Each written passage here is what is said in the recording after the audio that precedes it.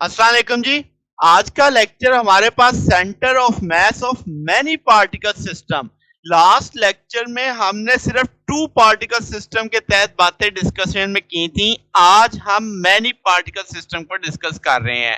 ठीक है, फिर हम एक बहुत अहम बात देखेंगे, मोमेंटम देखेंगे पार्टिकल सिस्टम का, यानी सिस्टम ऑफ पार्टिकल्स का मोमेंटम कैसे कैलकुलेट किया जाता है, क्या रिजल्ट्स वहां से हमें मिलेंगे। तो शुरू करते हैं जनाब। मेन हेडिंग आज की हमारी क्या है? Centre of mass of many particle system. Let's say हम कह देते हैं n पार्टिकल्स हैं, उनके message m1 m2 m3 up to mn हम कह लेते हैं। टोटल मास कैसे निकालोगे सिस्टम का? सारे मैसेज को ऐड कर दो।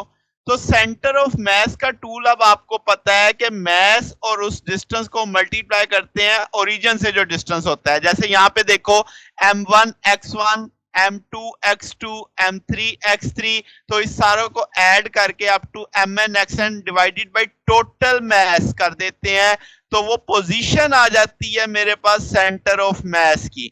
बात समझ गए? तो सेंटर ऑफ मास निकालने का तरीका अब आपको समझ है, हमने कल भी डिस्कशन में किया था कि फर्स्ट मैस उसका डिस्प्लेस उसका डिस्टेंस, सेकंड मैस उसका डिस्टेंस, थर्ड मैस उसका डिस्टेंस, अप टू जितने मैसेज हैं उन सब का डिस्टेंस ओरिजिन से देखो, उनको मल्टीप्लाई करो, जमा करो और टोटल मैस से डिवाइड कर दो, तो पोजीशन आ जाएगी कि सेंटर ऑफ मास कहां पे होता है। अब अगर मैं यहां से ये नीचे वाला m अलग कर लूं तो ऊपर वाले सारे फैक्टर को समेशन पैटर्न पे लिखा जा सकता है कि i की वैल्यू 1 से n तक है, यानी 1 से n तक के पार्टिकल्स को आपने ऐड किया है, तो आप आगे लिख दोगे mi xi और i की वैल्यू अब आप कह सकते हैं 1 से n तक है। ये इक्वेशन 1 बन गई। अब ये उस सूरत में था, वन डायमेंशन मामला था कि सारे के सारे मैसेज एक्स एक्सिस के लॉन्ग है। अगर सारे के सारे वाई एक्सिस के लॉन्ग होते तो आप यही डिस्टेंस ओरिजिन से वाई का देख रहे होते, y1 y2 y3 yn जा रहा होता, तो अब आपका जो सेंटर ऑफ मास बनता वो वाई एक्सिस के ऊपर आता। तो आप इसका टूल ऐसे लिख सकते थे, वाई सेंटर ऑफ मास का फार्मूला उसी सोच पे जैसे इक्वेशन 1 आई कि 1 ओवर m समेशन i की वैल्यू 1 से n mi yi, और i की वैल्यू अब आप जानते हैं 1 से n तक है। अगर हम यही अजम्पशन ले लें कि सारे के सारे मैसेज z एक्सिस पे हैं, तो आप उसी सोच पे जहां x और y आ रहे थे उनकी जगह z की जगह आ जाएगी, m1 z1 plus m2 z2 plus m3 z3 up to mn zn। इन सारों को मल्टीप्लाई करके जमा करेंगे, टोटल m से डिवाइड करेंगे, तो सेंटर ऑफ मास आ जाएगा जो z एक्सिस पे होगा। तो आपके इन दैट केस है, ये वन डायमेंशन केस हम ले रहे हैं कि सारे के सारे मैसेज z एक्सिस पे हैं, तो इस तरीके से आप उसका centre of mass along z axis find out कर सकते हैं। अब आपने x एक्सिस के अलोंग देख लिया, y एक्सिस के अलोंग देख लिया, z एक्सिस के अलोंग देख लिया। अब मैं अगर कहूं कि पोजीशन वेक्टर की लैंग्वेज में बताओ जी, तो इसका मतलब इसी टूल को हम लिख सकते हैं कि आपके पास 1 ओवर m नीचे से बाहर आ जाएगा, m1 आपके पास सॉरी r1 आ जाएगा, m2 r2 plus m3 r3 plus mn rn, सारे जमा हो जाएंगे, तो आई के पास आ जाएगा आपके 1 ओवर m समेशन i की वैल्यू 1 से n mi ri, तो ri पोजीशन वेक्टर हो गया। सारे पोजीशन वेक्टरों को ऐड करके, यानी आप बेसिकली तो वेक्टर फॉर्म आ गई, अब हेड टू टेल रूल का कंसेप्ट आ जाएगा, तो यहां से आप सेंटर ऑफ मास निकाल सकते हो in term of position vector आ जाएगा। ठीक हो गया जनाब। अब अगर हम इसकी मोशन को डिस्कस करें कि भाई आपके पास वेलोसिटी जो सेंटर ऑफ मास की है, तो आप कहेंगे ये फार्मूला है आपके पास, इसी को डेरिवेटिव कर लोगे टाइम के लिहाज से, तो आपके पास वेलोसिटी आ जाएगी। तो यही काम मैंने किया, यहाँ पे VCM कर दिया, d बाई dt RCM आ गया, इधर का जो RCM के साथ आपने लिखा ना कि RCM बराबर है किसके, वो सारी वैल्यू ये थी, आप इस वैल्यू को यहाँ पे प्लेस कर दो, तो आप 1 ओवर m बाई ले लो, d बाई dt इसके साथ मल्टीपल हो जाएगा, अंदर चला जाएगा, m1 m2 m3 तो कांस्टेंट है, तो d by dt r1 r2 r3 rn के साथ मल्टीप्लाई हो जाएगा, क्योंकि पोजीशन वेक्टर चेंज हो सकता है ना, m1 m2 m3 तो फिक्स है। तो जनाबे वाला अब इसी तरीके से dr1 ओवर dt क्या बन जाएगा, v1 dr2 over dt v2 dr3 over dt v3, यानी ये वेलोसिटी का टूल बनता चला जा रहा है। अब आप देखो तो हर आपका जितने भी सिस्टम में मैसेज हैं वो सारों का सम आ रहा है, mass into velocity, mass into velocity, mass into velocity, तो आप इसको समेशन पैटर्न पे लिख सकते हो, i equal to 1 mi vi आ जाएगा, तो ये अब आपके पास सेंटर ऑफ मास आ जाएगा। सारे फैक्टर को हम 1 ओवर m से डिवाइड भी कर रहे हैं, तो ये वेलोसिटी निकल आई जनाब सेंटर ऑफ मास की। अगर हमसे पूछा जाए सेंटर ऑफ मास का एक्सेलरेशन निकालो तो इसी टूल का हम आगे लेके चलेंगे। हम लिख सकते हैं ACM बराबर है d/dt इंटू VCM, यानी जो सेंटर ऑफ मास की वेलोसिटी निकली थी उसे टाइम के लिहाज से डिफरेंशियल कर लो, तो VCM की वैल्यू आप प्लेस कर सकते हैं यहाँ पे, तो वो यहाँ से d/dt अंदर ज़रब खा जाएगा, m1 m2 m3 mn constant होने के नाते वो simple v1 v2 v3 vn से मल्टीप्लाई करेगा। तो ये अब आप एक्सेलरेशन का टूल देख रहे हैं कि dv/dt एक्सेलरेशन होता है, तो पहला एक्सेलरेशन, दूसरा एक्सेलरेशन, तीसरा acceleration up to n acceleration. तो जितने भी हमारे पास पार्टिकल हैं उन सब के लिए हमने अलग अलग अलग करके निकाल के बाद में जमा कर लिया, फिर total mass of the system से डिवाइड कर दिया, तो ये सेंटर ऑफ मास का एक्सेलरेशन आ जाएगा इस टूल से, इक्वेशन नंबर 7 से। अब अगर आप देखो तो इसकी जो आपके पास राइट साइड बन रही है, ये जो समेशन वाली सिंबल है m इंटू ए, क्या ये फोर्स का कंसेप्ट नहीं आ रहा? तो मैं इस फोर्स को Fi से जाहिर कर देता हूं, यानी इसकी लेफ्ट साइड में जो समेशन वाला फैक्टर है इसे मैं summation i equal 1 to n Fi लिख देता हूं। तो ये अब आपके पास एक टूल बन गया। अब अगर आप m को लेफ्ट मूव कर दो तो क्या आप इस टूल को देख सकते हो? चलिए उससे पहले काम और किया, F1 F2 F3 यानी हर एक जो आपके पास मास के साथ फोर्स एसोसिएटेड थी वो आपने लिख दी। अब आप अगर m को इस तरह मूव कर देंगे तो ये एक टूल बेसिक सा बन जाएगा कि आपके पास Fi जो आपके पास 1 से n तक है MACM, ये अब एक तरह न्यूटन का सेकंड लॉ बन रहा है। अब आप कह सकते हो n पार्टिकल्स के लिए जो है ये आप सिंगल पार्टिकल के तौर पे ट्रीट कर रहे हैं, यानी ये जो फोर्स है ना ये तो सारे पार्टिकल्स पे लगने वाली फोर्स है, ये बराबर देखो किसके है, कैपिटल M। कैपिटल M क्या है? टोटल मास, यानी आपका सिंगल पार्टिकल जिसका मास m है, जिसे हम काउंट कर रहे हैं, जो लोकेटेड है सेंटर ऑफ मास पे और वो मूव करेगा VCM से, उसका एक्सेलरेशन ACM होगा। अच्छा, अब आपके पास इसका जो टोटल फोर्स निकल रही है सिस्टम पे वो इक्वल है किसके? टोटल मास को आप सेंटर ऑफ मास के एक्सेलरेशन से मल्टीप्लाई कर रहे हो। तो ये इक्वेशन 8 को मैंने थ्योरेटिकली लिख दिया कि टोटल फोर्स जो एक्ट कर रही है हमारे सिस्टम ऑफ पार्टिकल्स पे, अगर वो निकालनी हो तो कैसे निकाल लेंगे? टोटल मास ऑफ सिस्टम को मल्टीप्लाई कर देंगे सेंटर ऑफ मास के एक्सेलरेशन से, तो वहां पे हमारे सिस्टम पे लगने वाली टोटल फोर्स आ जाएगी।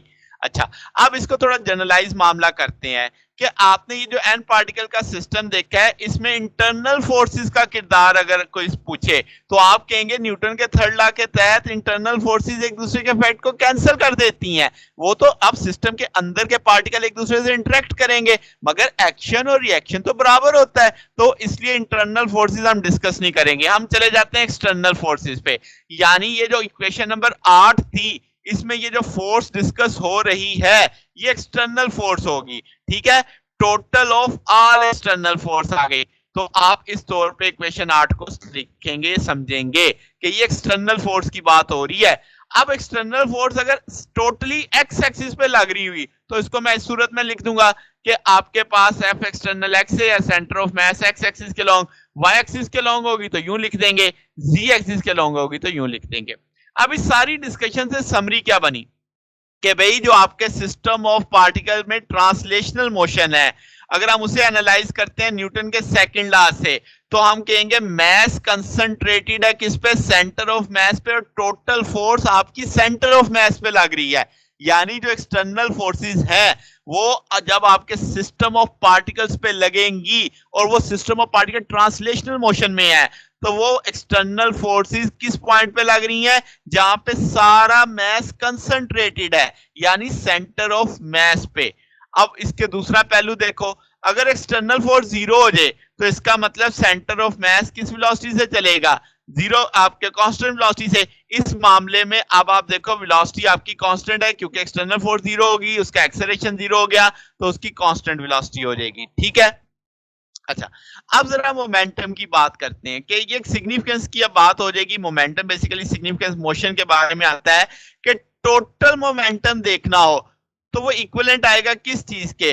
प्रोडक्ट ऑफ टोटल मास और वेलोसिटी ऑफ सेंटर ऑफ मास के आ जाएगा, ठीक है। अब आपके पास एन पार्टिकल थे, मैसेज आपको पता थे, आपको उनकी वेलोसिटी पता थी, तो मोमेंटम का टूल हमें पता है कि P I M I V I होगा।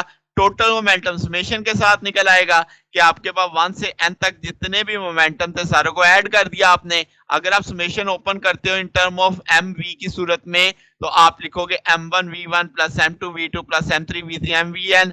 अब यहाँ पे सारे m अगर आप देखो तो वो टोटल मास के मिलके टोटल मास बना लेंगे, तो क्या हम इसे m vcm लिख सकते हैं? तो जनाब अब आपके पास dp ओवर dt अगर आप करते हो m आ जाएगा dcv, तो ये वही टूल बन जाएगा जो भी हम इक्वेशन 9 में बना के आए हैं।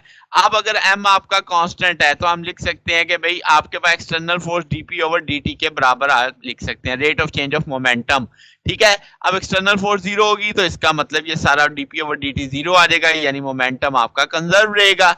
अब इसका एक्सटर्नल फोर्स नहीं लगी, एक्सेलरेशन आपका जीरो हो गया, तो सेंटर ऑफ मास यहाँ रेस्ट पे होगा या वो यूनिफॉर्म वेलोसिटी से चल रहा होगा। तो ये मोमेंटम का कंसेप्ट बिल्कुल फोर्स के साथ हमने लिया हुआ है, जैसे हमने सादा सिंगल पार्टिकल वाली मैकेनिक्स में पढ़ा हुआ है वैसे ही ये सिस्टम ऑफ पार्टिकल के अंदर भी हमारे पास एलैबोरेट हो रहा है। अब एक एग्जांपल है, बड़ी मशहूर एग्जांपल है कि आपके पास वाटर मॉलिक्यूल है। हम जानते हैं वाटर मॉलिक्यूल में ऑक्सीजन का एक एटम होता है, हाइड्रोजन के 2 एटम होते हैं। ऑक्सीजन का एटम 16 एटॉमिक मास यूनिट रखता है, हाइड्रोजन का 1 एटॉमिक मास यूनिट रखता है, और हम कह सकते हैं इनके बीच में जो दूरी है 95.7 10⁻12 माइक्रोमीटर है, यानी कि आपके पास एवरेज बोल लो 96 पिकोमीटर है।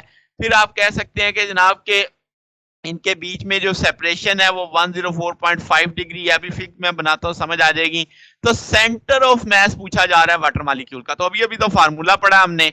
अब आपके पास अगर आप देखें कि ओरिजिन का सारा कहानी है, अगर मैं ऑक्सीजन एटम को कहां पे रख दूं, ओरिजिन पे, तो इसका मतलब एक्स कोऑर्डिनेट और वाई कोऑर्डिनेट तो ऑक्सीजन के जीरो हो गए, मगर हाइड्रोजन के बनेंगे। क्यों? हाइड्रोजन इंक्लाइंड है आपके पास। तो अब आप इसका मतलब एक्स एक्सिस के लॉन्ग सेंटर ऑफ मास की पोजीशन, वाई एक्सिस के लॉन्ग सेंटर ऑफ मास की पोजीशन, दोनों टूल मैंने लिख दिए कि उसके centre of mass x axis पे कैसे निकाला जाएगा, वाई एक्सिस पे कैसे निकाला जाएगा। अब अगर आप देखो, अगर मैं एक्स कोऑर्डिनेट लेता हूं तो आपके पास जो एंगल बनेगा वो 105.5 था, एक्स एक्सिस के साथ 52.5 है। तो अगर आप हाइड्रोजन के कोऑर्डिनेट्स देखोगे तो वो एक्स एक्सिस के ऊपर ही आएंगे, तो वही मैंने लिख दिए कि जब आप एक्स कोऑर्डिनेट पे सेंटर ऑफ मास देखोगे तो आपने क्या करना है कि एक पार्टिकल उसका मास उसका डिस्टेंस, दूसरा पार्टिकल उसका मास डिस्टेंस, तीसरा पार्टिकल उसका मास और डिस्टेंस। तो जनाब यही देखो, मैंने ग्रीन कलर में हाइड्रोजन प्लेस कर दिया है, उसका मास 1u, उसकी दूरी x d cos 52.5 आ जाएगा। इसी तरीके से आइडेंटिकल वही होगा दूसरा भी, और 16u ऑक्सीजन के लिए आ गया। ऑक्सीजन चूंकि ओरिजिन पे प्लेस है तो इसलिए उसका डिस्प्लेसमेंट होगा ही नहीं, तो ये फैक्टर तो जीरो हो जाएगा। नीचे टोटल मास ऐड कर दिया मैंने। अब आपके पास ये जवाब आता है 0.068 डी। अब डी मैं एंड पे वैल्यू लगा देता हूं। अब अगर y पे देखोगे तो आपके पास y एक्सिस के लॉन्ग जब आप चलोगे तो 52 पॉइंट वर्टिकल कंपोनेंट भी इसी एंगल से निकलेगा। तो ऊपर वाला जो हाइड्रोजन एटम है यहाँ पे तो पॉजिटिव आएगा, मगर नीचे वाले में आपके हाइड्रोजन एटम के साथ नेगेटिव आ जाएगा, क्योंकि वो नीचे की जानिब आपका कंपोनेंट बनेगा, जबकि y तो जो ऑक्सीजन है वो तो जीरो ही रहने वाला है। तो इसका मतलब ये दोनों अब इक्वल इन मैग्नीट्यूड हो जाएंगे, अपोजिट इन डायरेक्शन हो जाएंगे, जवाब ये जीरो बन जाएगा। तो सेंटर ऑफ मास सिर्फ किस एक्सिस पे आ रहा है? एक्स एक्सिस पे। डी की वैल्यू हमें पता है, यहाँ पे हमने पढ़ी है 95.7 10⁻12, यहाँ पे ऑन एवरेज 96 पिकोमीटर लिखा हुआ है, तो एग्जैक्ट वैल्यू प्लेस करके जवाब आ जाएगा 6.53 पिकोमीटर। तो इसका मतलब एक्स एक्सिस के ऊपर आपका सेंटर ऑफ मास होगा जो 6.53 पिकोमीटर पे होगा। तो ये सेंटर ऑफ मास अगर आप देखो तो ऑक्सीजन के करीब है, क्योंकि ऑक्सीजन एटम ज्यादा मैसिव है। अब इसमें एक और पहलू भी है कि आपका सेंटर ऑफ मास किस एक्सिस पे आया? एक्स एक्सिस पे, और आप एक्स एक्सिस पॉजिटिव भी है नेगेटिव भी है, सिमेट्री आपके पास आ जाएगी। अगर हम कह दें कि इसे 180 डिग्री का चेंज आप देते हैं, रोटेट कर देते हैं, तो सेम वैसा रिजल्ट आपको दिखेगा। तो जो आपके सेंटर ऑफ मास की पोजीशन है वो रोटेशन से बदलेगी नहीं, आपके पास उसी आपके पास कह लो एक्सिस ऑफ सिमेट्री के ऊपर लाई कर रही होगी। ये बड़ा इंपॉर्टेंट है। तो ये जनाब हमारे पास एक एग्जांपल की मदद से भी हमने देखा, आपको अब ओवरऑल समझ आ गया सेंटर ऑफ मास कैसे निकालना है। Mass into distance, mass into distance, mass into distance divided by total मास। वही आपने एक्स एक्सिस के लिए देखा, वही आपने वाई एक्सिस के लिए देखा।